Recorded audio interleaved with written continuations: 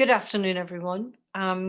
Welcome to the second of our series on embracing isolation, a series of webinars to shed some light and share information and tools for coping with isolation and being alone at this point in time. As you're aware, we are now in the third lockdown, and so we are all experiencing in the UK more time in isolation than we have ever done before. At least for some of us, this is time spent alone. For others, it's time spent with families for longer than you would have anticipated, or time spent not being able to communicate with families and other people, or to do your everyday activities. This seminar is brought to you by the Janki Foundation for Spirituality in Healthcare, and we have brought this to you in collaboration with the Brahma Kumaris World Spiritual University. If you are not familiar with either of our organizations, you can look us up online, and the websites should be available on your chat. My name is Mistry, and I work as a psychiatrist in the community in London. I have been involved with the Janki Foundation since 1998 in various projects and events, and I really enjoy the holistic, often multi-dimensional approach we take to looking at health-related and spiritual topics relevant to health professionals in the world today. Over the last 2 decades, a number of different events have taken place, and I have been involved in the Values in Healthcare project, which some of you may be familiar with, and with the Janki Foundation newsletter until a few years ago. Before we start, I would like to inform you that this session is being recorded, and as such, we will be asking everyone to keep their mics muted. We will also make the video of this event available to you online as soon as we are able to. And the video from our first webinar, which was Being Alone, Isolation or Retreat, is already on our website and on our Facebook page. So I do encourage you to have a look at that if you haven't had a chance to tune into what we are delving into and exploring in this series. If you do have any questions, please do jot them down and post them to us live on the chat. The chat will be open a few minutes after every speaker starts. And we will aim to answer your questions either today, and if that's not possible, then we will answer them in subsequent sessions. So today's event is called Embracing Isolation, Taking Care, Valuing Your Well-Being. And we do have some interesting ideas and approaches to share with you today. We have some interesting speakers, and as last time, we will be hearing from 3 different individuals and having some movement and some time for reflection. So in today's meeting, as well as hearing new concepts, we will be building on the ideas and reflective questions that we raised for you last time. So please do find yourself a piece of paper and a pen so that you can jot down your thoughts on any questions posed to you. And this would actually improve and facilitate your own thinking on the topic and your own discoveries about yourself and about how you cope with isolation, loneliness, or how you might help others. So just reviewing my thoughts and all the material we were looking at and all the discussions we had over the last 7 months since we started talking about doing this series, I have I started off feeling that loneliness was a personal matter, but I think it's really both a social and a personal cultural experience. In session 1, we touched on the idea of perception, and we will be continuing to explore that in subsequent sessions. And we took a look at some real life practical solutions last time, as well as exploring key ideas. And just to remind you, on December the 5th, Dr. Bob Day literally flew us through some key statistics and ideas around how loneliness has become an issue, a social and cultural issue in the UK and globally. And she looked at some of the developments that have led us to where we are now in modern life over many decades. And she also looked at the relationship between illness and feeling alone, and the relationship in particular between mental ill health and loneliness is very strong.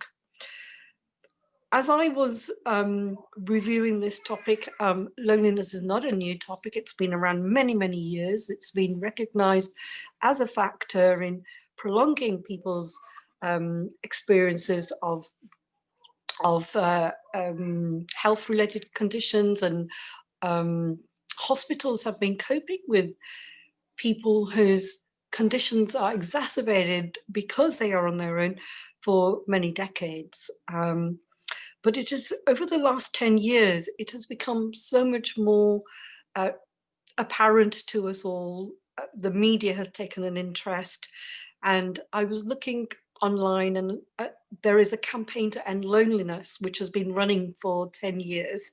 And I found the resources there particularly helpful. And what was extremely helpful is that, and it has been since lockdown, since March, in July 2020, there was a very interesting article on the psychology of loneliness, which is quite long, it's 66 pages, but in fact, it's written in very accessible language, and it is very helpful to read, particularly the solutions chapter. And we will be actually building on some of the concepts there as we go through this series. So, and in summary, the report suggests that the kind of things that would help people, other than making increased connections, would be cognitive behavioral therapy, which is a psychological approach, mindfulness, which is a spiritual and reflective awareness-based approach, and positive psychology, which I think bridges both the ideas of psychology and the human ideas and the ideas of the values and qualities we would associate with spirituality. It is very reassuring to know that although loneliness can cause illness, it is the evidence really suggests that when people experience loneliness over a long period of time, that's when health-related issues could develop. And in our last session in December, we did look at some great practical techniques to fill your time and occupy yourself. And we'll be hearing from that speaker again today. And we also looked at the concept of visualization and creating thought patterns that would support you. And today we really want to explore a little bit more about what we know already about ideas in the social and socio-cultural political realm. And perhaps review the findings of some projects over the last decade.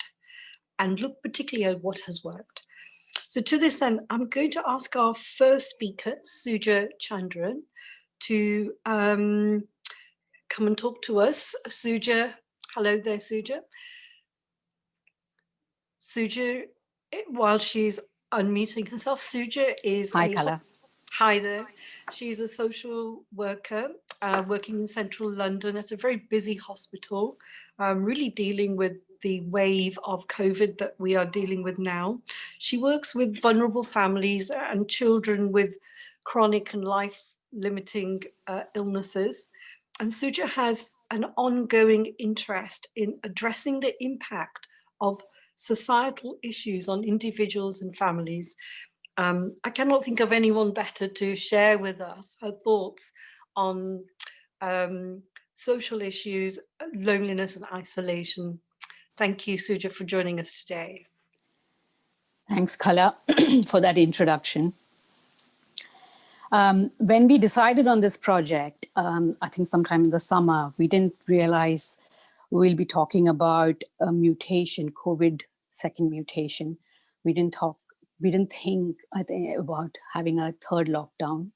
And we certainly didn't think we'll be in this grim scenario that is this week in London, of hospitals full up, death rates very high, highest, infection rate highest. And so it is quite grim. And although we didn't plan this set of webinars in this time of the year, it just seemed somehow right. So it was unplanned that we will have this COVID-related pandemic-related difficulties. So the whole health economy has been impacted, and people who are part of that as friends or relatives or colleagues, everybody is in some form of distress or the other. So through this, in the next hour or so, I think we will be able to look at some studies, but look at some things that could work for us. So loneliness is a very big area, and it's quite well researched, and there's a lot of documents that's come out in the last 2 years at least, but definitely in the last 10 years, it's been something that's been picking up. So the first question I thought we should ask is, what is the difference between isolation and loneliness? Because our topic is embracing isolation, but we do talk about loneliness. So sometimes we are interchanging these words. And I found in this particular expression, I think there are two documents which stated, but this one in July 2014 by the Future Foundation, they said that social or physical isolation is measured by things like number of friends, frequency of contacts with friends and family, or distance from local amenities. So that's pretty much our reality now, isn't it, in terms of our isolation, in terms of how much contact we can have. And loneliness is measured only by asking people how they actually feel. So what this means is that a person can be isolated, yet not feel lonely. And conversely, we can still feel lonely in the midst of a crowd. So social isolation is one of the strongest predictors of loneliness that we know. And in 2018, the UK government strategy, which was called a Connected Society, defined loneliness as a subjective, unwelcome feeling of lack or loss of companionship. It happens when we have a mismatch between the quantity and quality of social relationships that we have and those that we want. So while social isolation is an objective state, so it's about how many friends I have, how many likes I get in Facebook, how many Instagram friends I have, or whatever. It's an objective information that we have. Loneliness is very subjective. It's a subjective experience. It's deeply personal. Unless you ask a person, or unless you ask questions related to loneliness, you'll never know if a person is lonely. And it can affect anybody in any stage of life. And like Kala said, it's only when it becomes chronic that it becomes harmful. So there are ways to kind of intervene much before that. So before we move ahead, I want you to just reflect on two questions. If we were to just pause and reflect on this question, are you feeling isolated? Are you feeling lonely? So the first question is, are you feeling isolated or lonely? How often do you feel this? And the second question is, do you know someone who's isolated or lonely? So I think it's important for us to just, it can be a simple answer. You don't need to get into the details of it. And it's a personal nod to yourself. Are you feeling isolated? Are you feeling lonely? Do you know somebody who's feeling isolated or lonely? And if you are feeling this, how often are you feeling this? So for now, I'd like you to just hold on to that and some of the questions that come up and the image of the person whom you're thinking of, obviously that's come up right now as soon as I ask the question. So if you hold on to that, I think some of the answers that you have around that we'll attempt to answer as we go along in the next hour. And Kala did mention about the campaign to end loneliness and their recent policy documents that came out in 2020. It was very topical. It was called The Psychology of Loneliness. And another one was about promising approaches revisited, because it's not that it's new. So there was approaches, but they are revisiting and seeing what could work. So I agree, it's a very important and useful document, and I think it'll be really useful for you to look through it. So we're not really aiming to go through that document in its depth, but what we are looking at is some principles that we can learn, because it's obviously researched, it's practice, and it'll be really, really useful for us to look at that. So why did I ask the question, are you lonely? The reason that was asked, it's because it's important for us first to ask the question to ourselves, because we miss it. The awareness of understanding where we are enables us to understand exactly where we need to go. If we don't even acknowledge it to ourselves, I think there's very little that we will do something about, because we might try to mask it. We might try to find other ways to say that we are fine.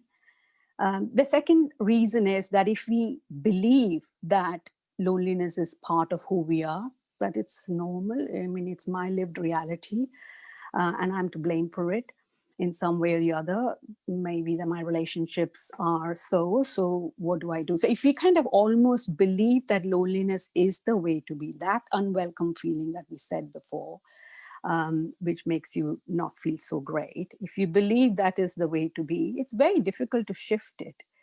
So one of the main reasons of really focusing on where we are right now and how bad are we feeling is important for us to know whether we should shift it or not. And what they say is about the downward spiral, because feelings of loneliness can lead to a loss of confidence and influence and your behavioral influences that you can have. So perhaps it causes people to withdraw from contact with others. Then this kind of goes into this downward spiral. It is a downward spiral. So you withdraw, you then have negative thoughts about yourself, you withdraw, you feel worse, you withdraw, and it becomes a chronic issue. So what started as something like a normal withdrawal, it just goes through this spiral. But what there is also, what is also important to know is that the very spiral, you can retrace your steps back. And that's called the upward spiral. The same process can be made to work in reverse. So the reverse would be a positive change in terms of how you're feeling. And I think Kala did mention about some psychological approaches that's been recommended, like mindfulness and positive psychology and cognitive behavior therapy. So while those services are available and people can access, I think today we're kind of looking at an in-between. So is there something that you can do to increase your awareness and increase some kind of self-help, I presume?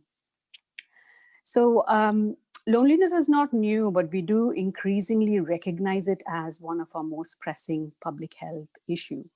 And I've heard the word epidemic said along with it as well. It is the latest epidemic. And so there are strategies which are devised for that. And the UK government had talked about designing support for our social relationships. So where is it that you can intervene. One is obviously families, with friends, with communities. So where exactly you intervene is the vulnerable points where people are at greater risk of loneliness. So if you have a colleague, or if you have a friend who you're close to, or you're in contact, or a family member, and you have a sense that that person looks isolated, you may not know whether they're lonely or not. But if you have a sense, but then can you increase that connectedness in some ways, that qualitative connectedness? Also in institutions, where they value the human element in their interaction with people, because sometimes it looks like we are just one machine, just continuously going on and on and on, and there is no human interaction or acknowledgement on a human level. So amongst various ideas of understanding this issue, there was a call for a positive vision, which was, I like this term which was used, I think, by the Future Foundation, where they said about a vision that's grounded in ongoing usefulness rather than eternal youthfulness. So it's a way to find where you are able to accept, where you're able to embrace and enhance a life that's changed by various experiences. So in these times of enormous change, I was, whether we like it or not, we are going through a big transition. And whether we like change or not, we are going through change. People have started reflecting on what are the new lessons that they've learned. Many people are openly talking about meaning of life, essence of life. And in many ways, I think we are trying to get to the core of who we are and what makes us tick and what makes us connect on a deep level as human beings. So in some ways, we are trying to go to the core, and rather than focusing on the external pleasures, because of the kind of enforced isolation that we experience. So the term well-being, compassion, empathy, hope, faith, positivity, they've all become part of our regular vocabulary. And who would have thought before last year that would be so oftenly used, but we have. So my question to you as a reflective question is there a process of change that got started through these lockdowns? Did you experience some kind of process of change that through these lockdowns? And secondly, was there new insights you had on how to be useful rather than feeling helpless? So while we didn't think that we'll be in this position the whole of last year, and looks like most of this year, did you find yourself being useful in some ways, or rather than feeling helpless? And I think it's something to hold on to, or to just look, because each one of us must have tried, irrespective of what our jobs are, or who, what we do in that. So as looking at projects, I think there are various strategies which have been of use in the last few years. Sometime, what I think close to 10 years ago, the Social Care Institute of Excellence had done a research. And the question was, to what extent does investment in services that prevent social isolation improve people's well-being and reduce the need for ongoing care and support? So really, they wanted to answer that question by saying that how can we focus on maintaining independence and good health and promoting well-being? And there was lots of strategies and lots of interventions. And the key interventions that I think which people feel that, yeah, it's good to invest in them. And I think it's something which we do amongst ourselves as well, but maybe not knowingly. One is about just like a community navigator, where if a person, who is lonely, can you be of help? And I think some of those community navigator tools have come into existence even during the COVID, where people have done parcels, they've done deliveries, they've tried to do checks, or support with some safety checks. The second is like a befriending service. A befriending service is where I've gone through something, you've gone through something, so let's, is there a way for us to share that? That helped connectedness. And the third was would fall under the group interventions like hobbies, or group events, something which, so when people have engaged in these different activities, they have noticed that their level of loneliness was far lesser. And I'm sure there are more activities, and I'm sure those reports will have much more recent activities. But I thought this was quite, this is what we would do as a go-to if you find somebody in that situation at work, at social work. That's what we would do. So I think the question right now is, how do we respond to isolation or loneliness? And there could be various ways to respond. And I'm sure the audience here, I think we have about, how many? We have about 116. Oh, wow. Okay. I mean, including the speakers. But so I'm sure all of you, if I would ask all of you, you would all give me the answers. I'm not attempting to give an answer, but I'm just attempting to look at focus on three areas, which I thought could help for today's discussion. So going back on what the UK strategy said about loneliness. So one of the things is, we feel lonely when we deem our relationships and social networks to be lacking in some way, either because we would like more of them or because we would like them to be of a higher quality. Okay, so there lies the kind of groundwork of expectations, because we would like more of them or we would like them to be of a higher quality. So the expectation slope is okay, I shouldn't be calling it a slope. Let's call it a balance, because it's like a continuum. You could be on one end where you're very detached and nothing affects your inner peace. Or on the other end of the continuum, where everything impacts. So anything that's happening in my head, outside, people, everything has an impact on me. So somewhere we are trying to be in that, move towards the other side of the continuum through personal practices. And I think the reality is that expectations may not be kept. It may not be everybody's reality, but I think it's fine for us to have expectations, but I think to kind of let go of the outcome of that expectation. Is there a way for us to do that? Nobody wanted to come to 2021 thinking we'll be in this situation. So we did have expectation that we will start off. I didn't expect to go first day, my first conversation with my colleague to be, are you going to cancel my leave? Or, something like that, or where are we getting deployed, and how many hours do we have to do shift, and are we doing weekends? And you never say in the same line, Happy New Year, and what a year to start with. That's exactly what my conversation was with my colleague. So I think expectations is something for us to work on. But the other bit, which I definitely found trying to make sense of this issue, was that I've increasingly found that people talk more and hear less, so listen less. So there is something about, I've started observing the last 2 years, the amount that people talk. And so if you have a lonely person who's not told you he's lonely, and, and trying to manage, and if you're having a conversation to that person and all you do is interrupt or say over the person, or, or give answers or solutions or whatever it is, that person is going to feel not validated, unheard.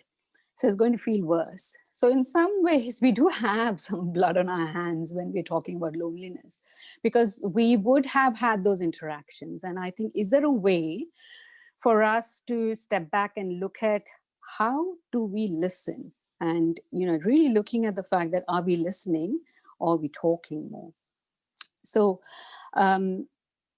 is there a way to practice deep listening, where you allow the person to say and express without interruptions, without problem solving, just complete presence and acceptance of the other person's reality? Is there a way for us to really look at how we can practice deep listening?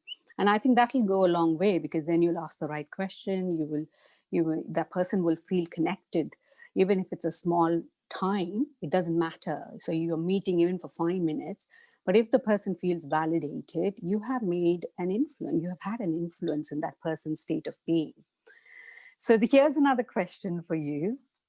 Try this exercise with another person. Ask the question to this person.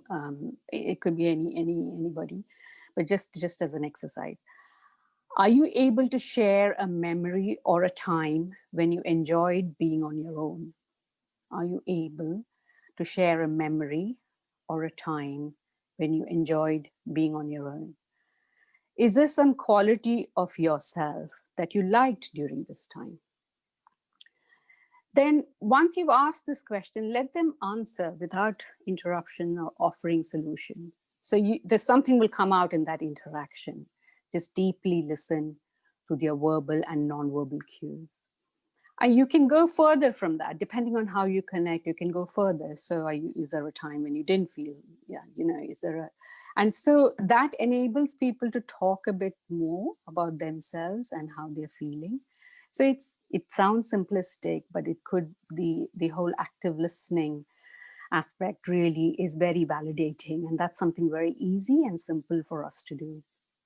The second possible way to respond to isolation or loneliness, I was looking through this study by Arpin and Moore, who talked about social consequences of temporary loneliness. And what they say is, lonely people tend to perceive their social interactions as more negative and respond in a way that is negative. So the negative perception and reaction increases loneliness. So these negative perception could keep someone in that cycle of loneliness. And they may act in a way that's not fun to be around. As a result, the person they're interacting with doesn't want to be around them. So it's somewhat like another cycle that they go on. So you act differently, the other person doesn't want to be in, you become lonely, you experience that loneliness, you again feel, so it's like a self-fulfilling prophecy. And is there a way for us to get out of the cycle? And maybe not entirely get out of the cycle, but get out in bits. So I'm really calling it, I don't know if there's a term, and I don't know if you can say it in an academic sphere, but I'm calling it break the cycle in bits. And how do you break the cycle in bits? There is an exercise called practicing SOS, which is stand back, S, stand back, O, observe, S, steer. So a simple example is sometimes if there's a fire, you have lots of options what to do. You stand back, observe, go and get somebody, run, get something, you know what to do rather than jumping into the fire. So similarly, when we are in situations where it's tricky and it's very, and we are in situations where we know that we've got into this cycle and we're not able to get out of that, sometimes it's just good to just pause, stand back, observe your thought, and find a way to steer in a different way rather than be in this automatic mode. So that helps with positive, practicing that every day helps with increasing that positivity. The third bit was about reflecting may remind you of a time when you were connected. And I think there are a few people who would say that, oh yeah, if I look at those memories or look at those photographs or all this, it really makes me feel sad that, that person's not there, or that place is, I can't go. But actually it's the other way around. That's what Arpin and Moore was saying. What they're saying is, and they said about active solitude as well, where it's about when you listen to music or when you're quietly journaling, so you do enjoy that solitude experience, where individuals reflect on so the idea is that you actively reflect on your experience of loneliness. This response may provide an opportunity for one to reframe negative thoughts and reflect on the times that reminded you of your connectedness. When you felt connected. Like, for example, right now we can't travel, but if you look at photographs, I was looking at some photographs of places I'd been. It really brought back memories. It was a very active, I think it's like a healthy escapism. As long as you don't kind of yearn for it and want to just be there now, it's a really nice way to shift your mindset at that time, where it's a way to activate that feeling of being connected. It's a form of healthy escapism, and it enables you feel connected. So remembering times or people where you felt connected enables you to experience connectedness. So that's for now, Kala, if you had any questions. That's really great. Thank you, Suja. You've taken us through some projects, and it's not an easy task to go through papers and go through all the different dimensions that are being explored. But I think you've given us a very nice idea, and you've focused in on some solutions and some ways in which we can, perhaps you've encouraged us to manage our expectations rather than to keep, you reminded us that we all have expectations. We expect to go into work and not have to ask certain questions. And I was going to ask you, do you think you use this term, ongoing usefulness, being a much more helpful than chasing other goals? So do you think there's a way in which we can manage our expectations, and do you think there's a way in which ongoing usefulness can be developed by us, that sense that I am a useful human being rather than judging myself? Yeah, I think it is. I think the thing about ongoing usefulness versus eternal youthfulness, I think that's what they said. Yeah. It had a way to show about something which can be more permanent than the impermanent. So if you're going to put all your effort in how I look, or how I come across, or all those kind of things, which seems quite temporary, rather than looking at some qualities or looking at things that you could develop within yourself by which you can connect for a longer time. So I think usefulness has got a productive echo to it. Mm-hmm. But I think usefulness were more in terms of how can you be a person which is very kinetic in society in that way, so you're not kind of impacted. So it's where your inner world takes over, and in that sense you're more useful rather than being impacted what the outer world is doing to you.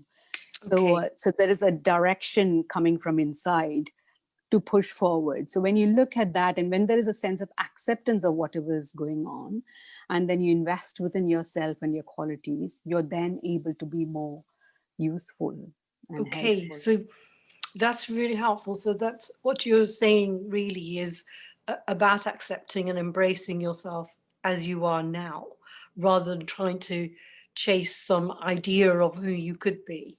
So, and also focusing inwards into perhaps your qualities and working from within. Okay. Yeah. Okay, that's really helpful. And I think the other thing I wanted to pick up with you, and I think what you have shared there about that inner usefulness is a very important concept. It's a very useful concept, and it's as you say, it's actually an eternal concept. It's a concept that you don't lose from the day you're born to the day as you live through the years, different stages of life, wherever you are, you still retain that sense of who you are, what qualities you have inside. And so that is perhaps that is an ongoing a sense of self-esteem, would you say? Yes, it's also it's kind of quite a good state of self-respect as well, where you're not impacted by what's happening around you as much, but you are quite certain in who you are. And definitely it means, like what you say, those eternal qualities, if you invest more in those qualities that make you peaceful and that make you inner happy, and it stays with you for a longer time, rather than saying, no, it's not happening to me, let me do something else, go and eat a whole lot of stuff, or go and drink all sort of, or smoke, or whatever people try and do in terms of in a way. I think it's closely linked in with our coping, where if we're not able to accept, then our coping strategies also become quite different, and maybe it doesn't always help us over a period of time. So while we go out to find ways to cope, it would be really prudent, especially in these isolation times, to look inwards and find ways to cope inwards. And I am quite struck by how many people are trying to do this. They didn't plan to, but it's that forced isolation makes you go inward a bit more, isn't it? And think and become philosophical in some ways. Yes, thank you. And talking about going inwards, you also mentioned listening, that people don't listen. Perhaps we don't, we're all guilty of not listening enough to someone who does feel somewhat isolated. Do you think we should perhaps just have a minute to reflect on what you've said and just kind of go inside ourselves and just kind of perhaps connect with our inner positive, eternal qualities, our ongoing qualities, and just listen to ourselves for a moment? Yeah. Okay, great. Thank you, Suja. So I'm just going to ask everyone to, would you like to guide people to just go inside and be silent and reflective? Or let me do it. Let me do that. So I'm going to ask everyone, thank you so much, Suja, for, sharing all those thoughts with us. And I'm going to ask everyone now just to, for one, perhaps for 30 seconds, just to sit where you are and just sit in contemplation and go into that inner space that is quiet and that is more positive, not constantly judging yourself or thinking about others, but that inner place where you can just tune in to inner space where you are feeling more useful. Perhaps you just appreciate something about yourself. You can listen to yourself from here. And I always find that it's my inner peaceful place.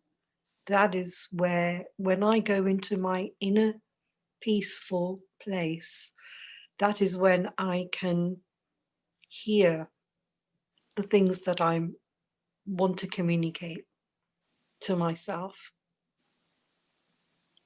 So if we just take a moment to be reflective and just absorb the ideas.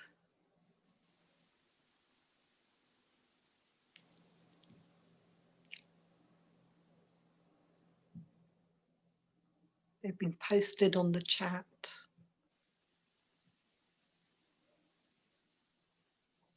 Active solitude.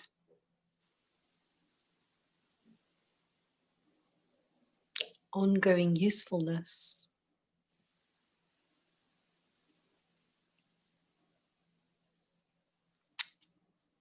Managing expectations.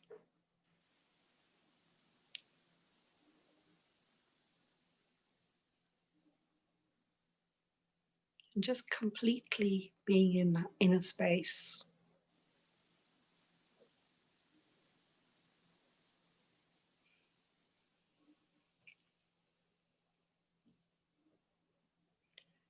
And letting things sit.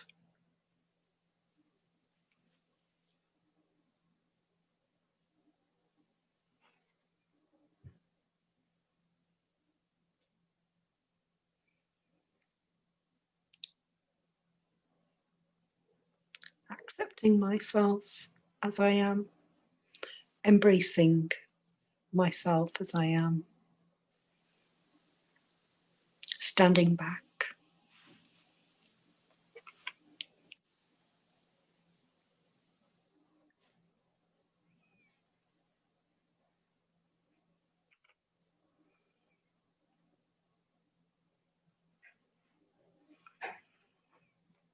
Okay, So thank you.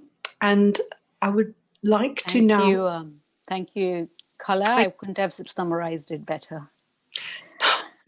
No, it's great. It was absolutely great to hear some of the details, and none of these things are simple, so they're so complex. So thank you for simplifying them. Thank you. So for my next speaker, I would like to invite Maggie Powell, who in fact spoke to us last time. And Maggie actually shared all her tips on active solitude. And on this occasion, she's going to talk to us about a new discovery of hers. And just to remind you, Maggie is now retired, but was a hospital social worker for 27 years. And her hobbies include wildlife gardening, conservation, and community volunteering. Maggie, what would you like to share with us today? Oh, hi. Hello, everybody. I've just been so really engrossed in these last speakers' comments, and I'm hoping that what I'm going to talk about will link in with and perhaps follow on from some of those very important and deep ideas. And like the two speakers before me have said, of course, we didn't expect to find ourselves here in a third lockdown. So I'm going to talk about something which is a very dear concept to me, and I've used it quite a lot in my life. And I've, since this enforced isolation, I've been using it a lot more. So it's something called the Appreciative Inquiry. And you can I have the first slide, please?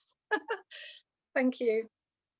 The Appreciative Inquiry was created by someone called David Cooper Ryder, and the basic principle of this very interesting, I think, technique for self-help, and also it was created to help organizations, but I found it's been very helpful for helping myself. So the idea is that the moment we ask a question, we begin to create a change. And as was said earlier, sometimes change can be difficult and we don't want change, but in a way we're being forced to look at different ways and change with these new situations that we're being put through. So you can look up the Appreciative Inquiry on Google or YouTube, and you'll find there's lots of very interesting talks and lots of information there about the whole process. But what I've hopefully done is simplified it, because I like simple. I like something that I can follow easily. So can we have the second slide, please? And what I'd like to say about this particular technique is that I've used it in my life for work, as a model for my own life, and also for leisure. So can we see the second slide? Is it there? Oh, okay, slide 2. So the basic principle of the Appreciative Inquiry is that we look at something through different eyes. We see things in a different way. And instead of seeing something as a problem or something which is something that's gone wrong, and we're looking into it to analyze it, basic assumption is that this is something which is going to be a new challenge. And I've used this particular model to think about solitude, isolation, and aloneness. Now, of course, some of the best poetry, like the poem about the daffodils, was about having a moment of solitude. Some people, some artists use solitude for their creative process, but some of us are finding we're having quite a lot more solitude than we would have chosen with all these different lockdowns and different life scenarios we're going through at the moment. So maybe this might be a model that can help in these situations. And the Appreciative Inquiry really looks at what can be great and good about something which someone else might consider to be a problem. So if we're perhaps thinking about alone time, we can think about visioning and creating an experience or a dialogue about how this alone time or this isolation can become something which can help us and which can help us grow and become more powerful in our own way. And I think it's helpful and useful to follow on from the last speaker to look at the internal self. We do talk about spiritual principles in the Janki Foundation in healthcare. And the principles that I'd like to focus on are the core values, which I think we could talk about, which might be peace, happiness, love. And these create and help us to connect with our inner wisdom and inner power, like that very nice reflection that Calla just did with us. And the idea about this model is that you work through it in a cyclic way. So let's, for example, think about looking at being alone or alone time and how you can draw upon your inner power, inner wisdom, your peace and your happiness, dreaming, focusing, thinking about how you would like this alone time to make a different outcome for you. And I think this reflects back on what was just said a minute ago about what our expectations are. Instead of having expectations, perhaps we can dream of something different. And from that, we can start to design a new way of moving forward. And once we've looked at different ways to design this new way of moving forward, we can start to think how to construct and sustain this new way of being. And from this, we'll get different discoveries. So I've used a works example for myself, which I'll tell you about afterwards. But can I have the third slide, please? So what I'd like you to do now is also a reflective process, just for a few moments. I'd like you to remember a good experience you've had in solitude. And then I'd like you to think about the questions. Which of your core inequalities made that experience possible? How did that make me feel?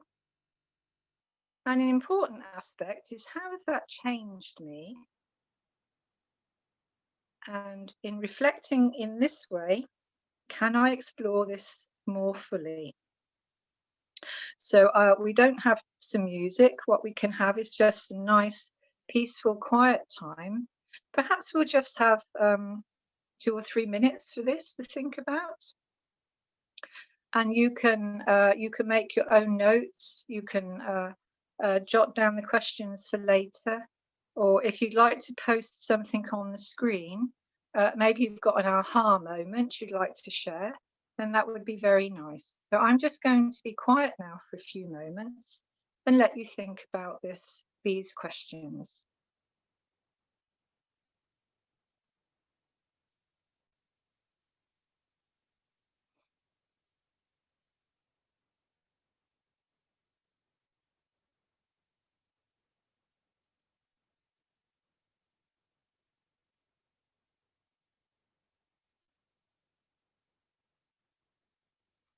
Thinking of reflecting on your core inequalities. Peace was mentioned earlier. And I'd like to also add to that love. Especially if you're thinking about maybe a friend who is lonely, or even about yourself, about giving yourself something positive, allowing yourself love for yourself in this feeling of isolation or being alone or aloneness.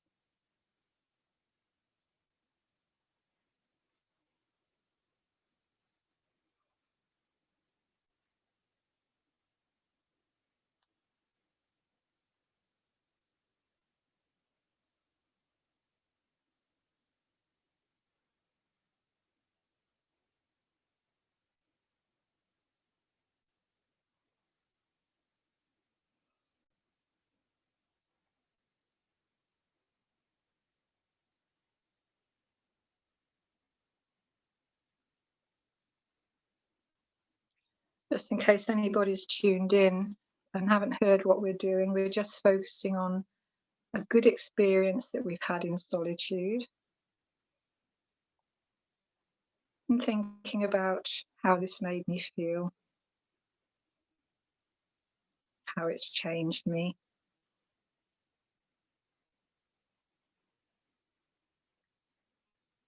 And perhaps thinking of ways I can explore it further.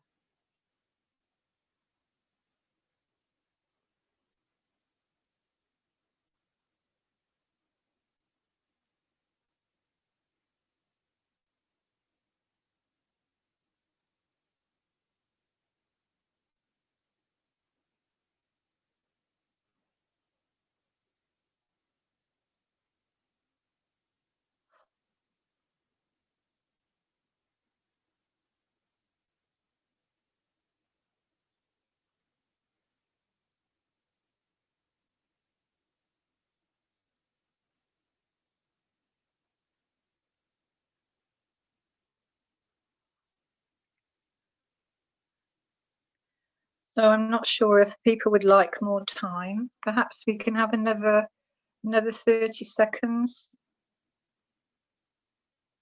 Or someone's asking if you can get notes from the slides. I think the session's being recorded, so you'll be able to look back at the questions that have been asked.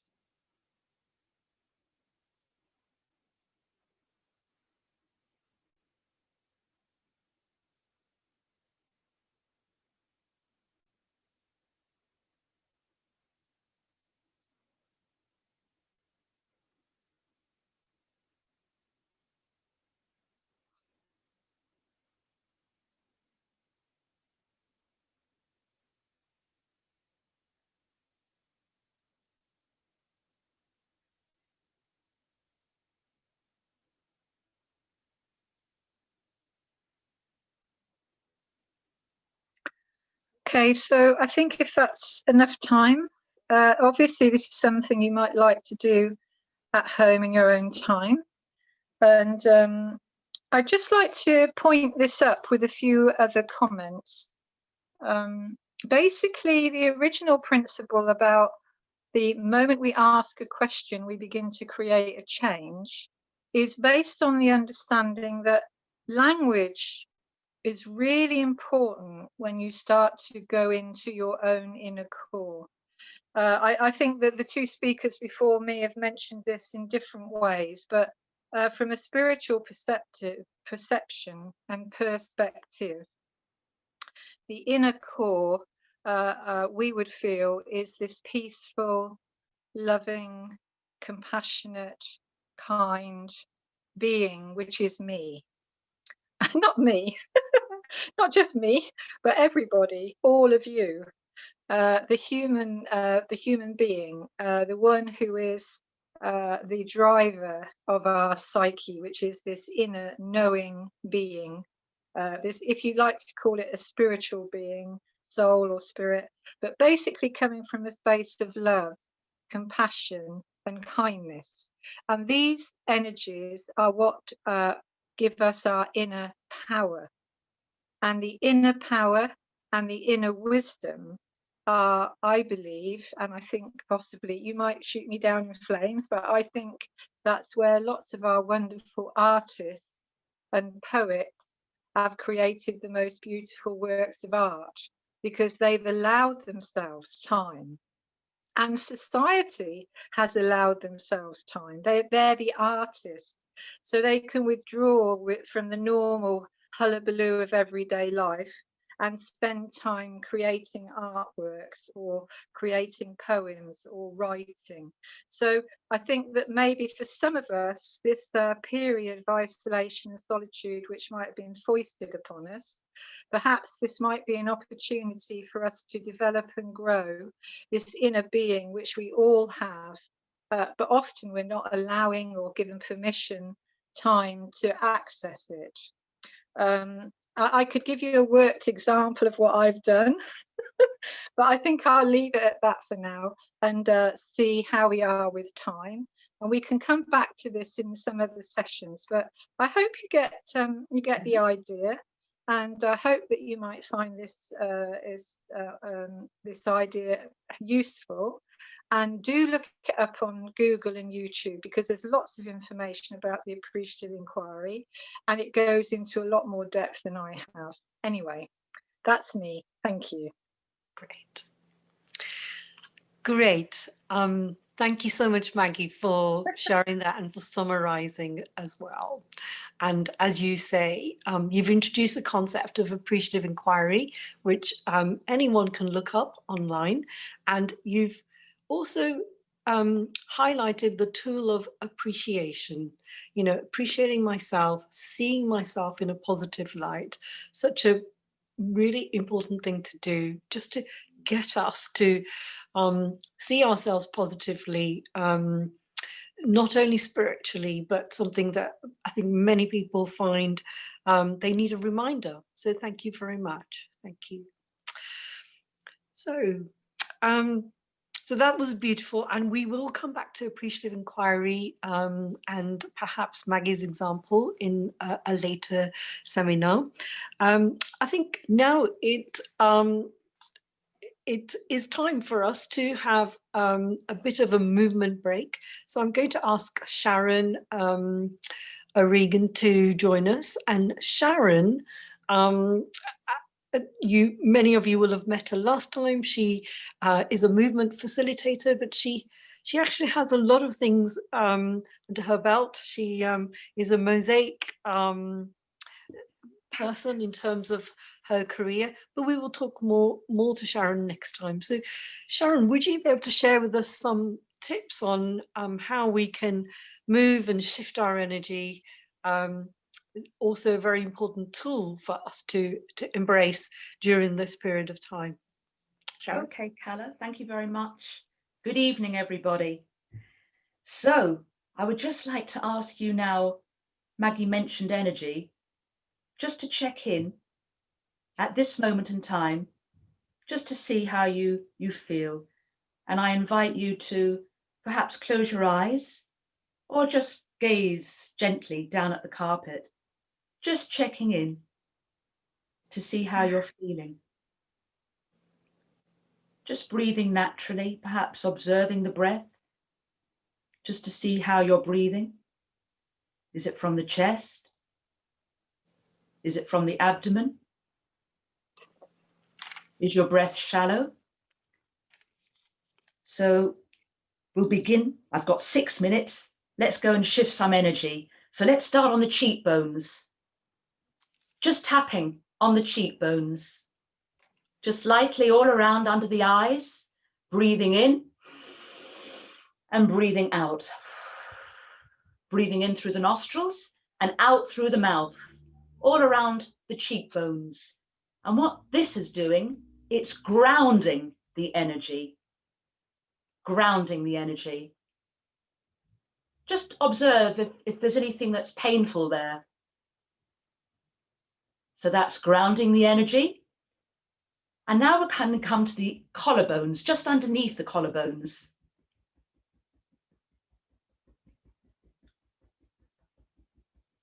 Just underneath the collarbones, just tapping with little beaks, just like birds' beaks, putting your fingers together, breathing in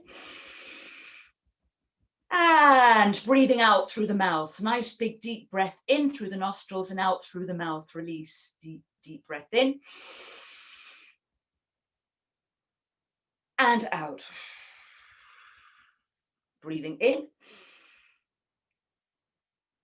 and breathing out. Coming down to the thymus. This is the K27, also good for kidney and the immunity system. Breathing in and breathing out. And you can release a sound. Very healing. Breathing in. Ah!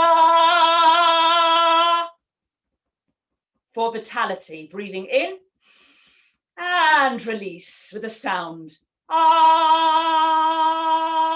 Breathing in and breathing out. Breathing in and breathing out. Coming down to the side ribs. Very good for the spleen and for metabolism, also for metabolizing any negative information that you may have heard. So nice tap, side of the ribs, breathing in and breathing out through the mouth. Breathing in and breathing out. Now, a move which is very good for all of the energy systems. Take one hand to the shoulder, nice and firm, and down to the hip of the other body. And the other side, shoulder, diagonally across the body to the hip of the other side, down to the torso. And you can also do this with the action of just throwing any negative energy down to Mother Nature, down to the earth. The other side, nice firm tap. This is very good for the hormone system as well. Tap and right down diagonally across to the hip, the other side. One more time. And now up the side, nice deep into the shoulders and down the inside of the arm, nice firm and with intention. Up on the outside, nice firm into the shoulder, feels really good. And down the inside, this is yin and yang. Down on the inside, other side, up into the shoulder blade and down into the palms, up again and down on the inside. One more time, down. And now just very lightly on the head. And one here, which is very good for focus if you're doing any exams. So we're pressing into the forehead and out. And we can take that all the way down the side of the crown.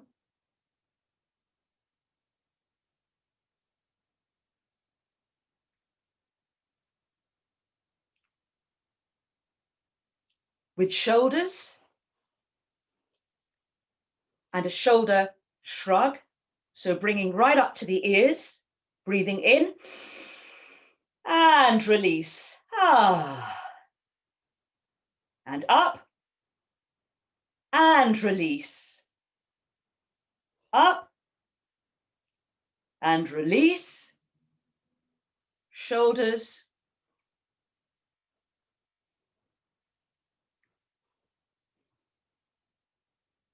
Turn to the side, nice big stretch for the neck. Very gently to the middle and to the other side.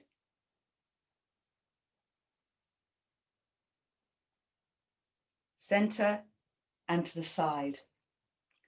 And now the power of Om, and to chant the Om if it's available to you, if you are in a position where you can actually use sound.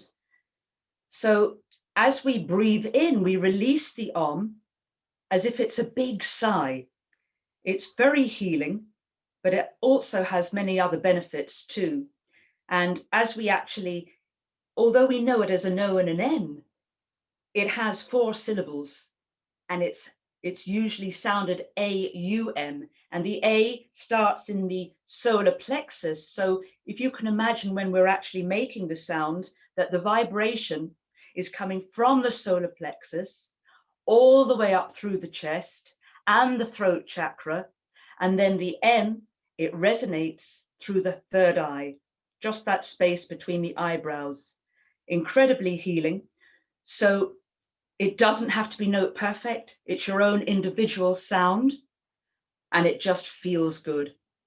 So the 4th syllable is actually the silence that you'll hear after you've actually done the Om.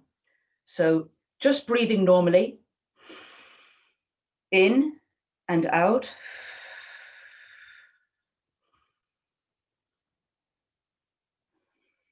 And we'll take this Om now, we'll do 3 Oms together. Om.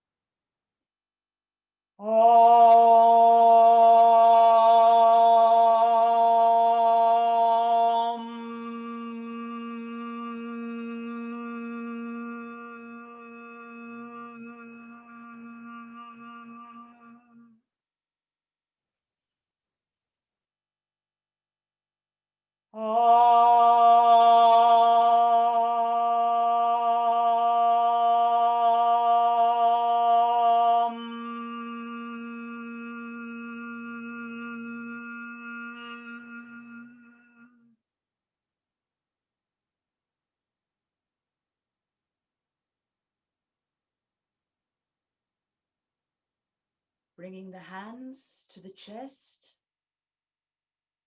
breathing in and out,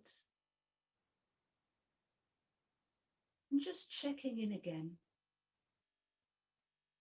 Notice if there's been perhaps a shift of energy. See if there's any changes in the physical body, in the energetic body.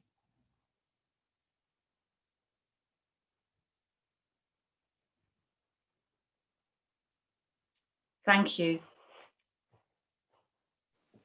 Great. Thank you very much, Sharon. Thank you. You're welcome.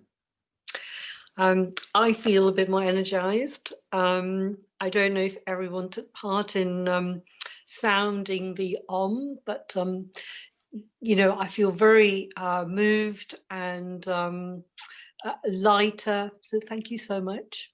And movement and hatha yoga. I think you used some movements from hatha yoga. Yeah, and you know, just something about the posture, you know, the Alexander technique, of course, Frederick Alexander, an actor, he found out that, you know, the way we actually stand and sit has a profound effect on how we feel. And yes. So, you know, it's the difference of, and so yes. when we walk, and there was something that Paul McKenna did, which actually was left to right, looking left to right, upwards has an effect if you're feeling a bit low, and to actually do it at the same time as that. Okay. So looking up, left and right, whilst doing that at the same time. A little tip from Paul McKenna. That's really great. Thank you very much. Up to everybody, and good evening and good night. Brilliant. Thank you so much. And I hope that's answered a question for somebody. And I've also put on the chat my answer to somebody's question about accessing memories and being able to feel them. But definitely looking up to the left and the right can help us to access things that we don't always access because we go into a more thoughtful, reflective space. Okay, so come back to us if you still want us to clarify that next time. And now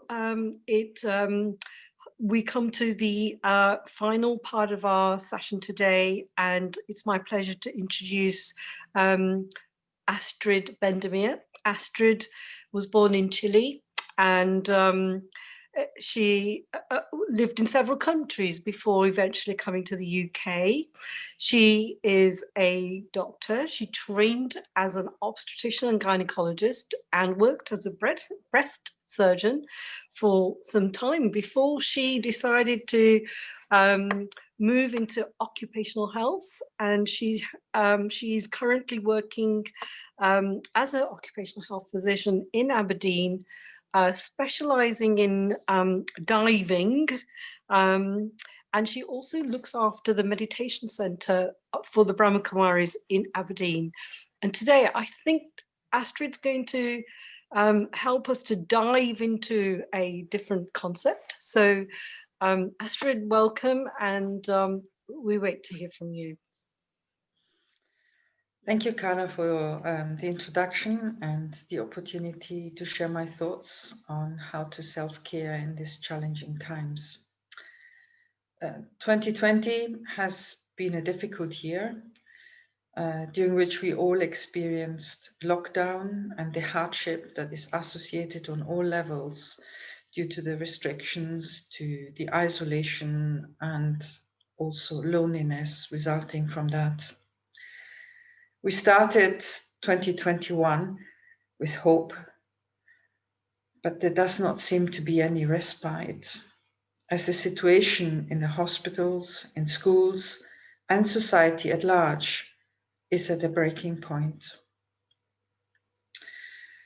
I wanted to invite you to explore together and gain further understanding on how to respond and thrive in this current lockdown, and experience well-being and perhaps even personal growth despite the difficulties we are facing. Up until now, life has been relatively straightforward.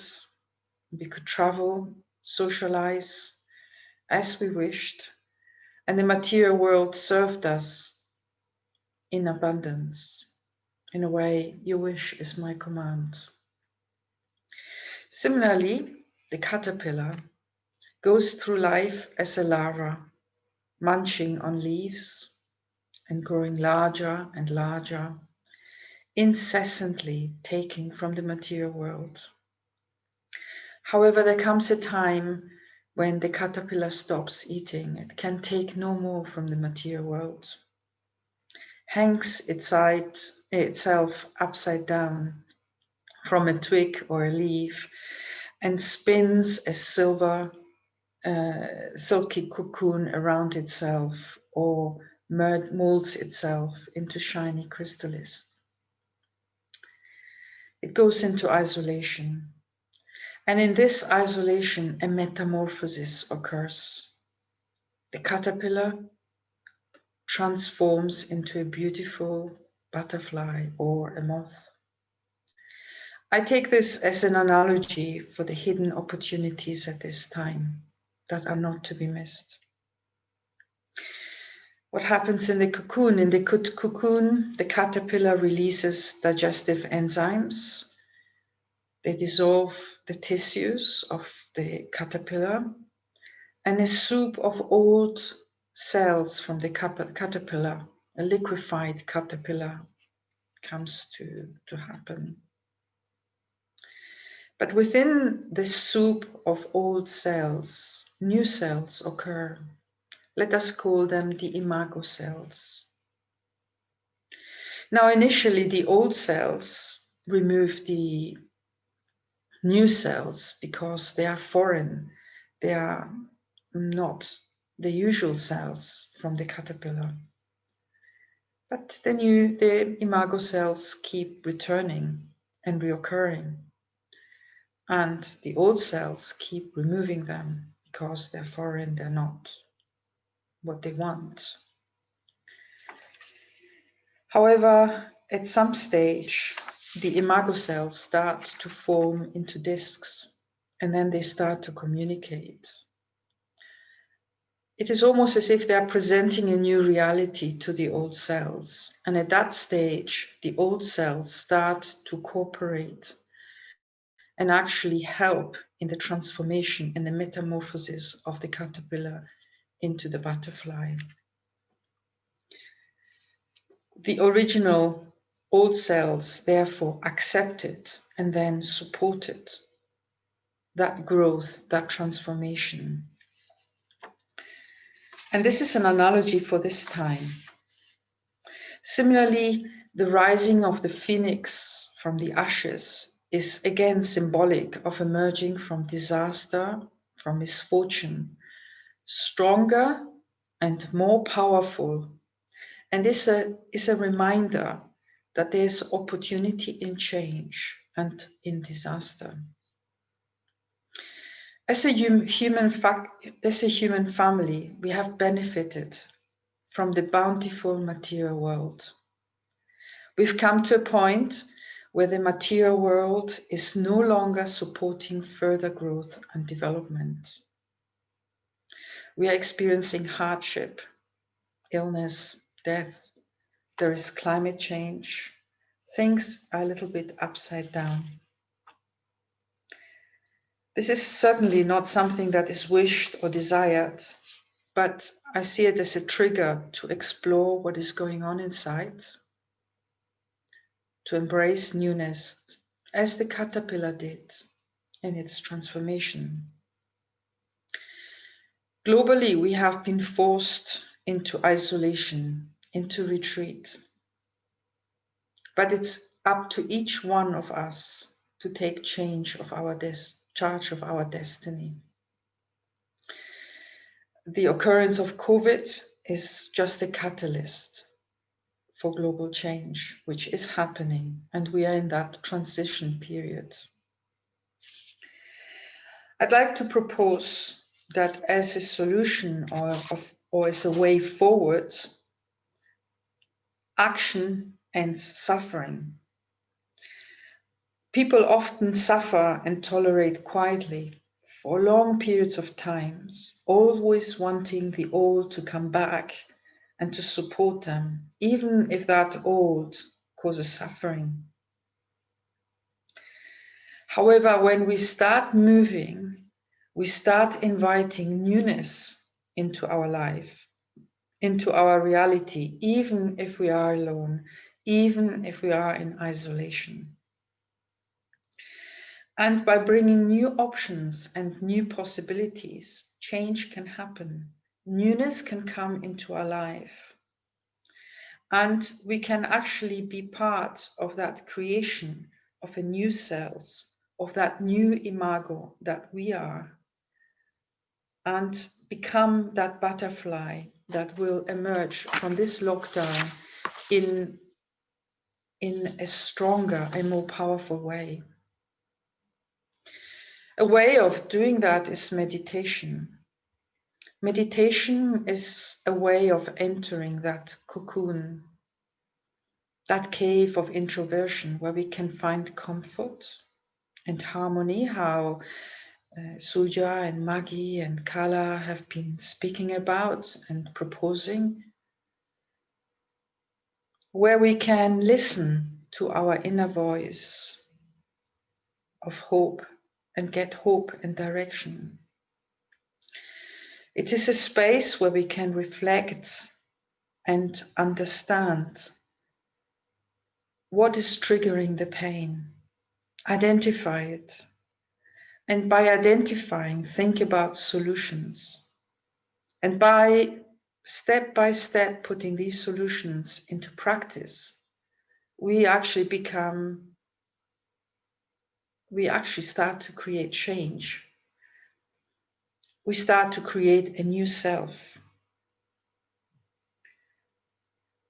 And in this time of change, global change, we need to reinvent ourselves, to bring that beauty out that lies within us and that can actually transform our future. Confidence comes from the actions we take. And this is the time to explore, what do I want for myself? And this is an ageless sort of question. It will be relevant for young people just as much as for older people. Because life is a continuous, life is an exploration, life is where my creativity will bring motivation and purpose and will bring movement, and this movement will allow me to experience and enjoy my life. It is important to acknowledge our feelings. We might not be there at the moment, but we need to ready ourselves to turn that page and move towards rediscovering ourselves and love the journey, even if at the moment it is uncomfortable. But sometimes it gets worse before it gets better. We know that. And in fact, the situation of the pandemic at the moment is worsening, but we also know that it will get better. And therefore, there's hope at the end of the transition period. And so I would like to present some basic small things that we can do to help us and support us in that change. So first of all, let's look at our physical surroundings. At home and in your surroundings, clear the clutter that is about. Take any waste out of your mind, out of your surroundings, and focus, reflect, trust your own inner resilience. That is where you have the power.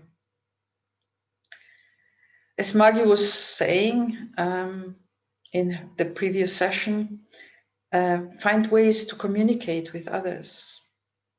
Take out that old telephone book and start phoning others. People you might not have been speaking to for a long time. And give happiness, because giving happiness means we receive happiness. When you're alone, sing, dance, go for a walk. Breathe fresh air, feel the cold. Then go back home and plan. Create a routine, a rhythm for your day.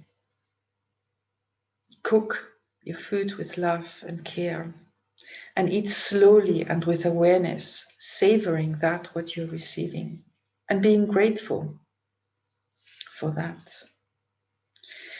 Sit quietly and go into a silent space. At this moment, I just invite you to take a pen and paper and think. It's something I do with my patients sometimes when they are in a deep, difficult situation and don't know their way out. I say, okay, take a piece of paper, a sheet of paper, and on one page, write everything that is heavy on your shoulders, that is difficult in your life. You're allowed to mourn. I call it a no mourn diary. So I invite them to do that and then to turn the page, which symbolically also means I turn my energy. And then imagine your best friend, the one who values you, the one who appreciates you, the one who loves you, and who wants to guide you, answering to that question. It's your inner voice actually starting to find your inner positive self, starting to answer this question. So we don't have a lot of time, so I want you just to think about one thing with your pen and paper that is currently going through your mind, because you can do this exercise again and again and again. And write it down.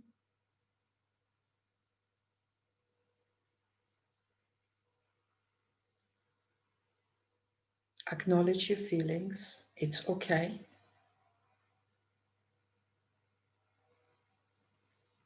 It is the depth before the change.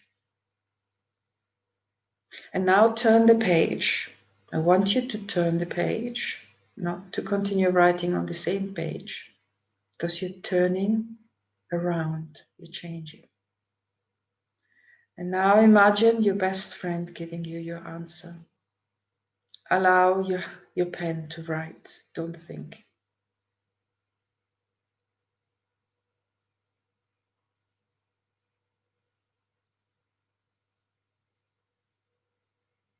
This is an exercise you can do again and again.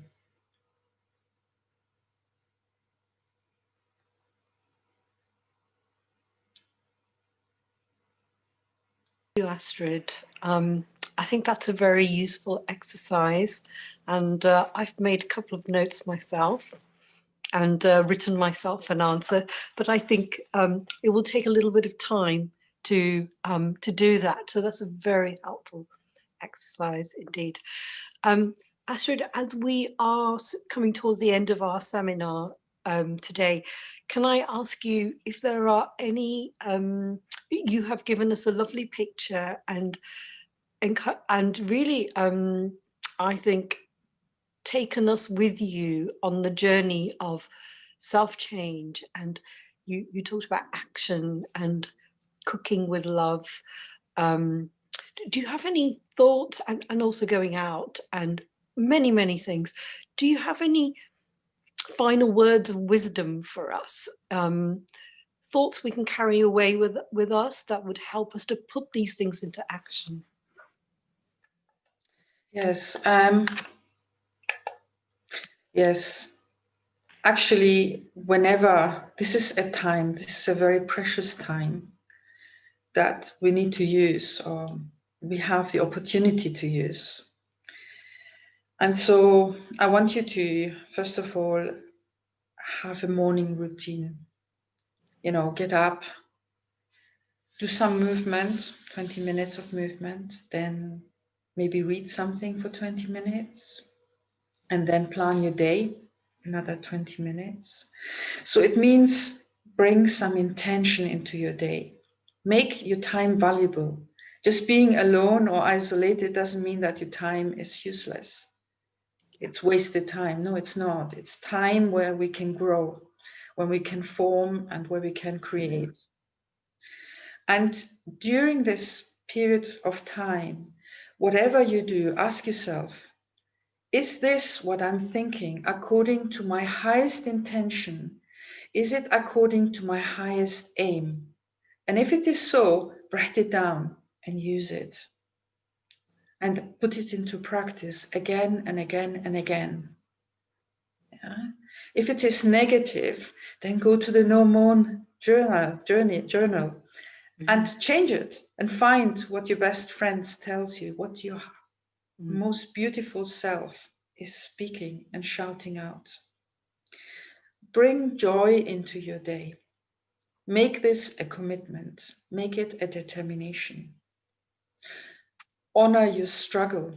It is there because we are transforming, we're changing.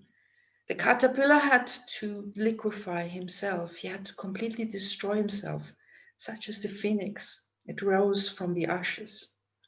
But if you have the aim to come out of this much stronger, much fitter, more alive, with purpose and love, then it is good. Other part is communicate and share. A forced isolation doesn't mean that one has to be alone. It is an opportunity to share with others and to communicate. And allow things that are not normal to you, that not you're part of your normal day, newness, new creation, new ideas, new skills to come into your life. Take it as a project, and good luck.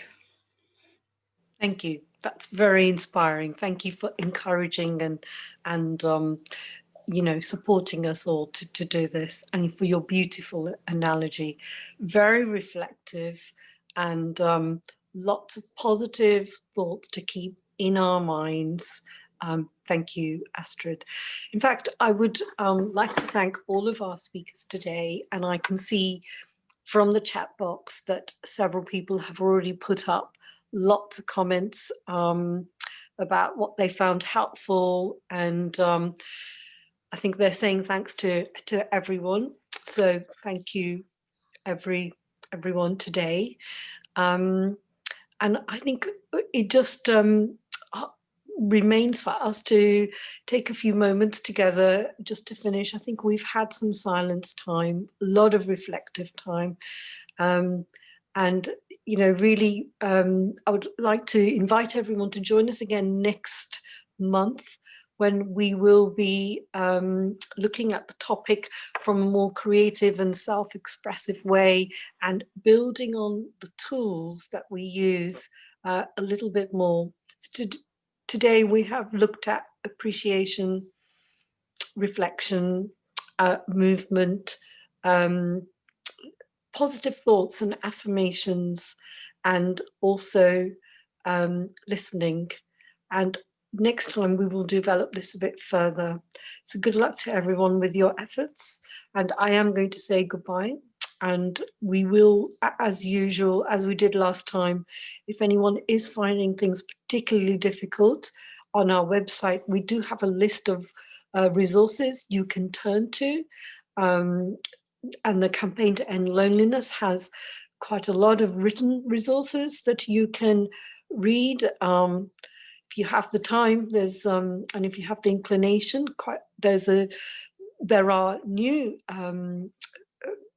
reports since July, one in October, and a very nice blog there that can be inspiring, and also very specific help for older people from Age UK, and very specific help for younger people from the Red Cross. So do look on our website if you are seeking help for other for ongoing loneliness or ongoing issues.